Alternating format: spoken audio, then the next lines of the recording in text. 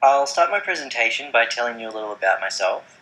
I'm David Jack Fletcher. I come from Macquarie University in Sydney, Australia, and I'm currently a PhD candidate undertaking research within the field of cultural studies. My thesis pertains to challenging notions of the human by exploring transhumanist discourse surrounding the construction of aging and disability as disease. I interrogate anti-aging technologies as humanist in nature to question what it means to be human in a society driven by technology and the potential for enhancement. This presentation explores the eradication of disability through transhumanist technologies and the implications these technologies hold for notions not only of the human, but also of the acceptable human body. I'll just give you a quick definition of disabled, as outlined by Mitchell and Snyder, who say cognitive and physical conditions that deviate from normative ideas of mental ability and physiological function.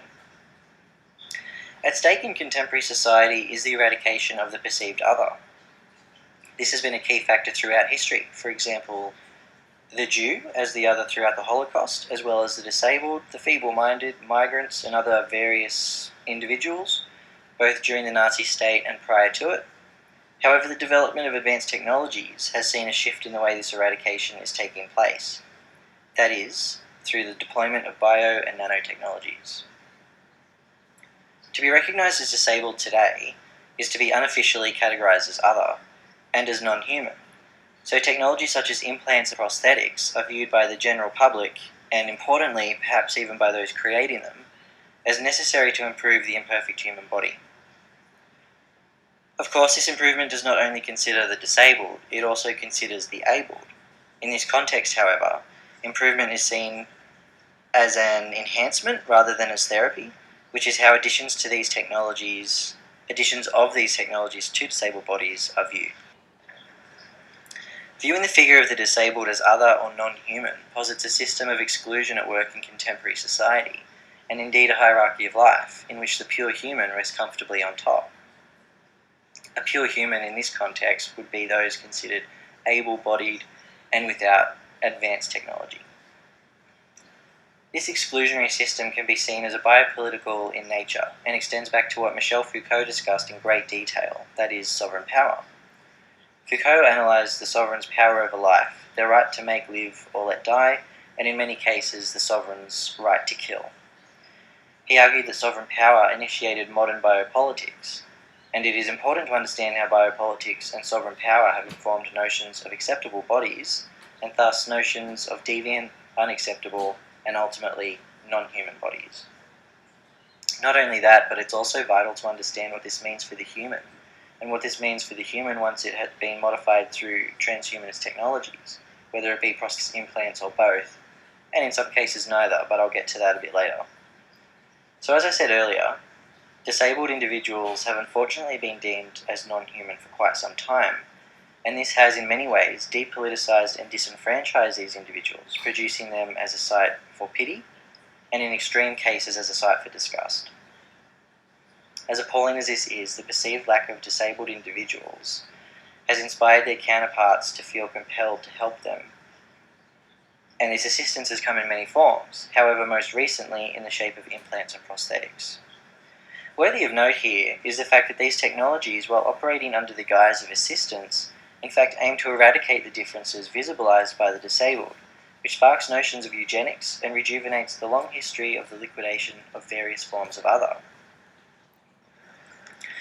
Garland E. Allen tells us that eugenics is concerned with the encouragement of the procreation of society's best people and the discouragement and ultimately prevention of society's worst elements from having children. And in fact, according to Allen and others, by the 1960s, more than 60,000 people had been forcefully sterilized to prevent the continuation of those categorized as society's worst elements. These were people like the physically and mentally disabled, the feeble-minded, migrants, homosexuals, the elderly, and the poor, as outlined earlier. We can see the rejuvenation of these ideas spearheading towards the disabled in contemporary society through the development and deployment of transhumanist technologies, specifically prosthetics and implants. Where once eugenics sought to eradicate the perceived weak elements of society, new eugenics, or rather, as Hughes terms, neo-eugenic, has transgressed the shape of eradication. Rather than forcefully sterilizing the disabled, methods of eradication now see the addition of technologies to the disabled body. For example, prosthetic limbs are seen to enhance the disabled, returning a level of normativity to that body, therefore eradicating the notion of that body as disabled. This method of eradication doesn't really work, as for many spectators, the prosthetic limb is still highly representative of the impure human. They can ultimately serve as a reminder that things can go wrong, which then, rather than creating a state of normativity for the disabled body, the prosthetic renders the individual further as other and non-human in the eyes of those who view themselves as a pure and natural human, which are essentially those who have not been invaded by technology and have all functioning limbs. This is a picture from the Nazi eugenic campaign depicting the mentally impaired as a burden for the able-bodied. As horrible as the picture is, it's highly demonstrative of eugenic ideologies and sends a specific message about the danger of the imperfect or the weak. And I thought it was really important to include this kind of picture because it creates a parallel between eugenics in the Nazi state and neo-eugenics today as they're emerging, particularly for the disabled body. This slide here has a definition from Jennifer Fitzgerald, who says the disabled are constant reminders to the able-bodied of the negative body, of what the able-bodied are trying to avoid, forget, and ignore. And I think this quote really elucidates exactly what I mean about the positioning of the disabled as other. And this position is further solidified through the use of prosthetics, whether robotic in nature or not.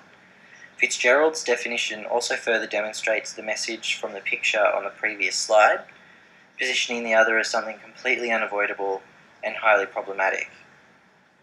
I wonder if a similar picture could be used today to illustrate the supposed burden of the disabled, which, as I just said, I think it's an interesting parallel to consider. Now moving to prosthetics, the Northwestern University and the Rehabilitation Institute of Chicago currently explore projects aiming towards the full integration of prostheses with the human body. However, the quoted text displays the current paradigm that accompanies this institution's doctrine, that is, the development of advanced prosthetics, brain-machine interfaces, and rehabilitation robotics. The notion of these bodies as being rehabilitated, and indeed needing rehabilitation, reaffirms hegemonic notions of corporeal normativity. Simultaneously, the notion of rehabilitation enforces the therapy enhancement dichotomy even further. If these same technologies were added to a whole human being, that is, a body seen to have all functional limbs in their normative positions, the transformation would be then viewed as enhancement rather than therapy. We can see here from the two examples that it seems the disabled body is in a catch-22 situation, and so without prosthetics their bodies are seen as inferior, invalid, non-human, and with prosthetics their bodies are met with fear, and their imperfections are further visibilized. So either way, the disabled body, unfortunately, is generally viewed as non-human.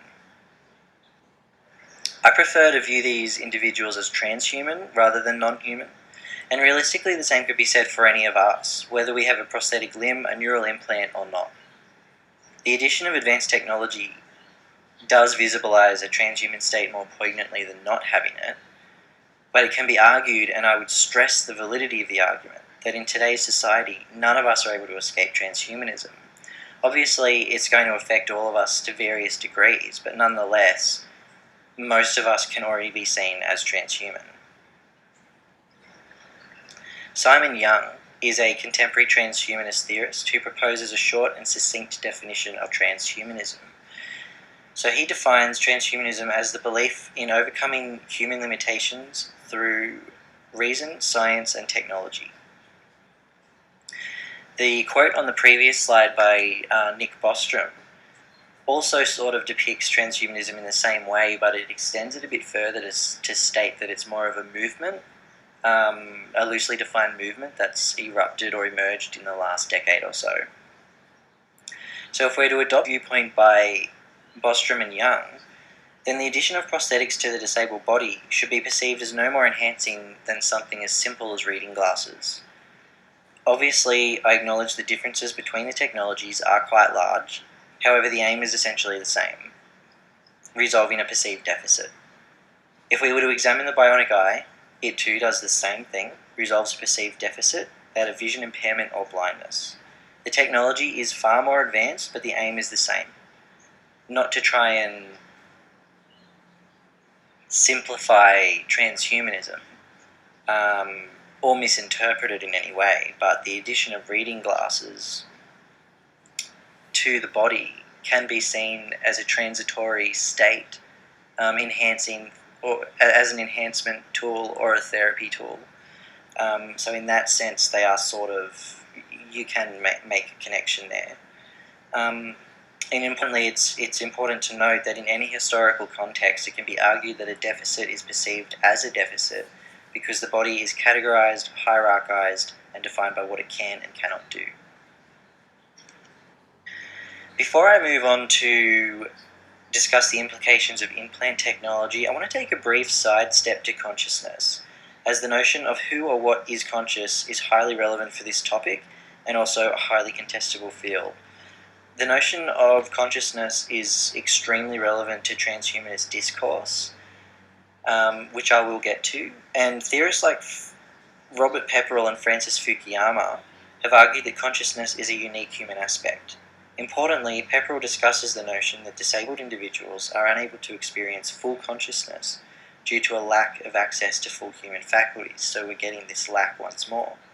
For example, Pepperell discusses this in terms of the blind, where he says human faculties like consciousness and creativity rely to a huge extent for their development on the stimulation received from the environment.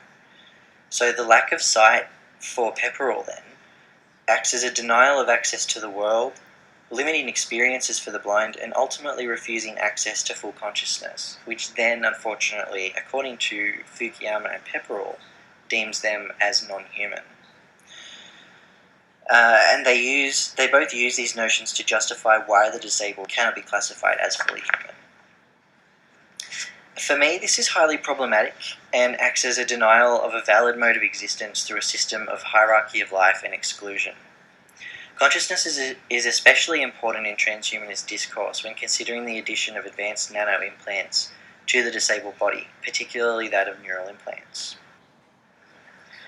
Ray Kurzweil and Max Moore, among others, describe a future in which the human will be able to upload their consciousness into machines, a future in which the brain is synchronized with advanced computer chips to improve brain function dramatically, what Moore termed computer-aided superintelligence. I would argue, given the nature of neural implants, they would raise the level of consciousness of anybody who possessed this technology, not limiting to the disabled or non-disabled. As with prosthetics, neural implants operate within a binary. That is, they at once work to demonstrate the enhanced ability of the human and further split the pure human from the other and invalidate specific forms of life, particularly, in this case, that of the disabled. Considering Pepperell and Fukuyama address the disabled as not fully conscious and therefore as non-human, does the technology of implants restore a level of humanity or not? I would argue that these individuals were human all along and that their disabilities do not invalidate them. So I would argue that in this instance, implants would be universally a form of enhancement rather than therapy. So the crux of this presentation is to acknowledge that there do exist certain technologies that work with the disability rather than aiming to overcome it. These technologies are transhumanist in nature, despite the lack of an interface or robotics, because they nonetheless integrate into the lives and the bodies of the users of these technologies. And if I can just briefly go back to the example of reading glasses, this explains it a lot better. So Braille is a technology that I consider transhumanist in nature, despite its lack of an interface and advanced computer software and hardware. Braille is written into the lives of blind individuals, and rather than attempting to remove the disability through the use of advanced technology, Braille accompanies blind individuals throughout their daily lives, simultaneously allowing them to continue to be blind without forcing hegemonic discourses onto and into their bodies and minds. The existence of other technologies like JAWS, Pearl, SARA, the magic large print keyboard, which is pictured on the slide here, and portable braille displays, implies that the quest for perfection is not unanimous and aims to return a sense of agency to those deemed disabled. It's extremely important to acknowledge that many disabled individuals are quite content with their disability. It can act as an important aspect of who they are, and a lot of people are hesitant to give that up, despite hegemonic discourse implying the possession of disability is a problem. To use another quote by Fitzgerald, she states that their disability has become an essential part of their identity, and genetic engineering thus challenges the worth of their own sense of self. Now, I know I haven't spoken about genetic engineering, but the message here is applied as the same. Their disability has become an essential part of their identity, and any attempt to change that with any sort of transhumanist or advanced technology does challenge their own sense of self. So when we acknowledge the content these individuals feel, it becomes clearer that disability is a problem, but primarily for the able-bodied, those who view disability from the outside. It's possibly for this reason that transhumanist technologies have begun deployment, and it's also this perspective that needs to be changed. Our current paradigm needs to shift to acknowledge that these modes of existence are valid and are just as acceptable as the able-bodied are seen. Notions of disability are largely based on presupposed ideological frameworks of what constitutes the human, furthermore, the whole human, particularly regarding perceived understandings of normalcy. This presentation is drawn on historical biopolitical hierarchies of the human, specifically that of eugenic regimes, and the perpetuation of these hierarchies in contemporary Western society through the disenfranchisation of disabled individuals. Ultimately, this treatment of the disabled amalgamates into the positioning of them as somehow non-human, as less than, based on hegemonic notions of lack. The figure of the non-human thus perpetuates humanist paradigms of the perfect human, the quest for immortality, deep-seated desperation to assume acceptable bodies. With the progression of advanced technologies, which this paper has posited as transhumanist in nature, it can be argued that this dream of perfection has led to both the development and deployment of these technologies. Indeed, the use of these technologies are nothing more than extensions of humanist paradigms that sought to eradicate modes of existence that deviated from presupposed hegemonic norms. The eradication of disabled individuals through transhumanist technologies, such as implants and prosthetics, operates within a dichotomous structure of ideological values. They at once enhance normal human bodies and provide therapy to those deemed other, which perpetuates notions of acceptable bodies and biopolitical hierarchies of life. The aim of this presentation has been to demonstrate that the other, and ultimately the non-human, should not be discounted, disenfranchised, and invalidated, but have their modes of existence acknowledged and recognized as just as valid as those deemed hegemonic. So this presentation has also argued for the acknowledgement of disabled individuals as valid and worthy, and advocated for the removal of biopolitical hierarchies of life that dictate and govern how bodies are viewed and how they are viewed as disabled. Certain technologies have been developed to adapt to specific disabilities rather than overcoming them or removing them entirely, which aim to acknowledge these modes of existence as valid, which I argue is absolutely essential in the education of both hierarchies of life and the rejuvenation of eugenic regimes. So I've included my details on this slide in case anybody would like to contact me for any reason, whether it's about my presentation, publications, anything, my current work with Macquarie University. Feel free to contact me at any time. And that does conclude my presentation, so I would like to end by saying thank you to everyone for attending.